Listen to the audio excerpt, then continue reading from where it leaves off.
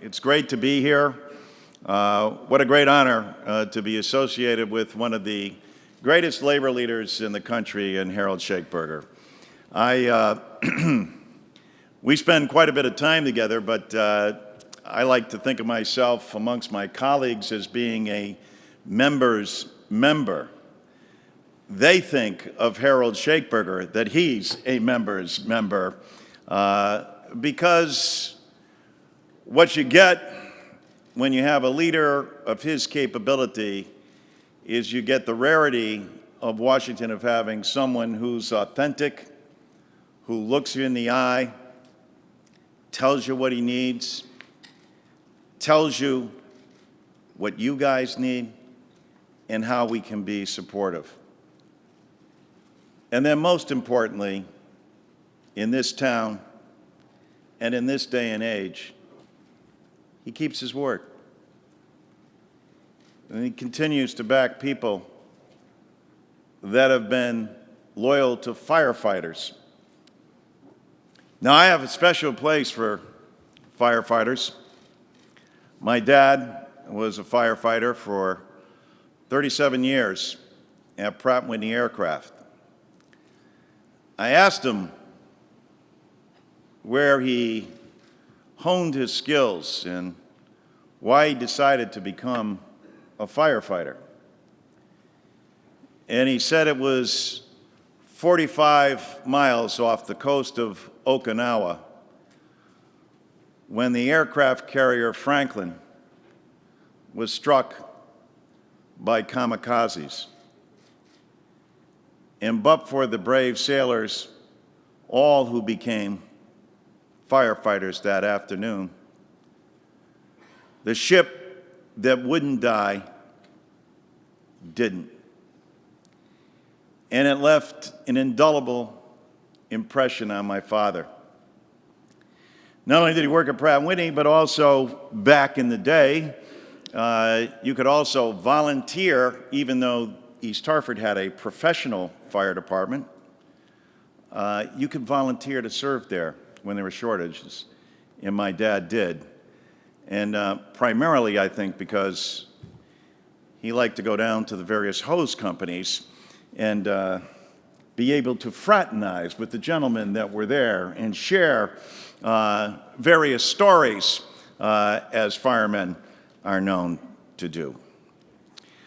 I heard Harold talking about what we face here in Congress and what we face presidentially. What we faced all across this country over these past 2 years. Let me commend firefighters for being in the forefront of change in Wisconsin and in Ohio. Thank you for your persistence. Thank you for continuing to carry the fight. We're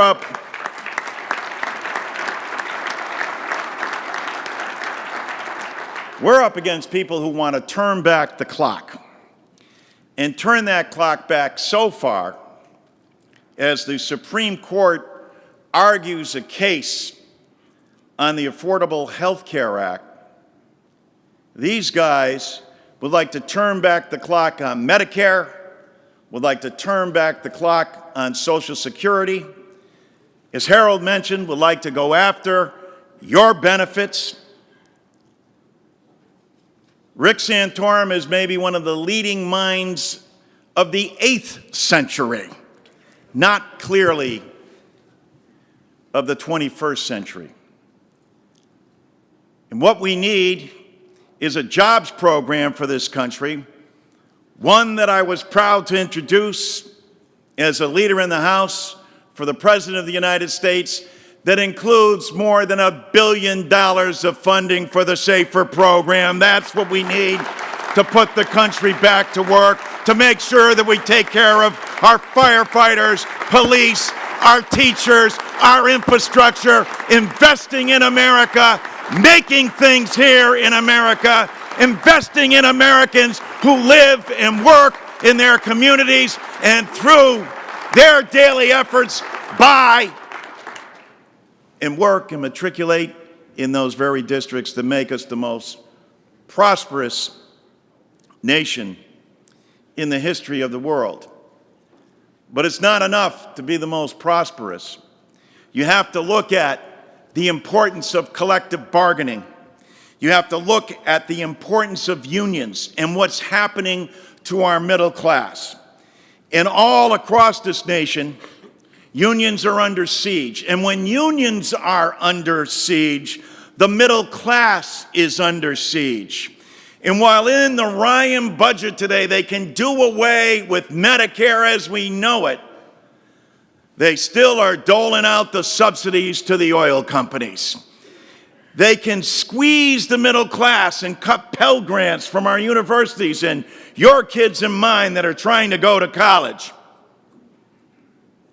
But at the same time, make sure that they continue to provide breaks for the nation's wealthiest 1%. It's flat out wrong. And we all know that. And yet these are the times that we're operating under. Franklin Roosevelt said it best about our colleagues on the other side of the aisle. Now, I think there's an awful lot of good Republicans. And listen, when you're answering an alarm, it doesn't matter whether a person's a Democrat or a Republican.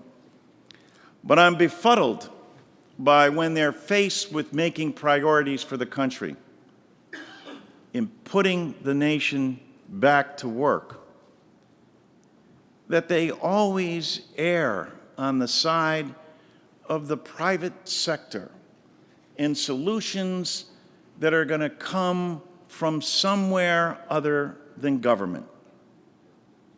Government can't do everything. That's a fact. But Roosevelt was puzzled by this as well.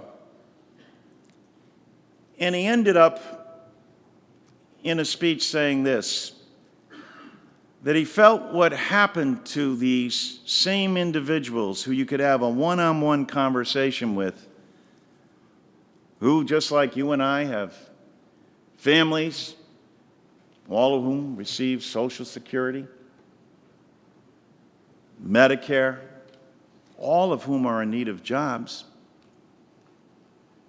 He said what happens is they get frozen in the ice of their indifference. Indifference to the plight of the working man and woman. Indifference to what it means to be a spouse and look across the table and understand intuitively that there's going to be a sense of comfort that you are providing for your family. The security that comes from the greatest government initiative, a job. Indifference to people who find their mortgages underwater and need help. Indifference to towns and communities who need federal funding to invest in our infrastructure system, the roads, the bridges, the sewage systems, the broadband that needs to light up the desktops of our children and the blackboards of our teachers. Government, when it works in collaboration with labor, the academic sector, and the private sector, is an irresistible force that can be such a great citadel of good for all of our citizens. But it becomes the ultimate contract as a citizen of the Republic who works hard and plays by the rules to know that if others don't, then the safety net there is the investment that you've made in your government, because it will not let you fail because there's Social Security. It will provide for you because there's Medicare. And you can't go bankrupt because of a pre-existing condition or be turned away by a hospital anymore. The indifference today that exists with respect to the plight of the middle class is appalling. So I say, rise up, firefighters. Take to the streets along with us. Understand that we need your support and backing. Understand that with your help and support, the middle class, the most robust segment of a democracy, needs to expand and grow, not to be impeded, and the investments have to be made here in America, because when we invest in America, every American makes it. God bless you. God bless this great country of ours. God bless Harold Shakeberger. And thank you so much for your support. May we're poised to take back the House of Representatives, and I believe with your help, we'll do that. John Kennedy famously said, Harold, so let us go forward to lead the land we love, asking God's blessing, but knowing here on earth, his work is our own. Thank you.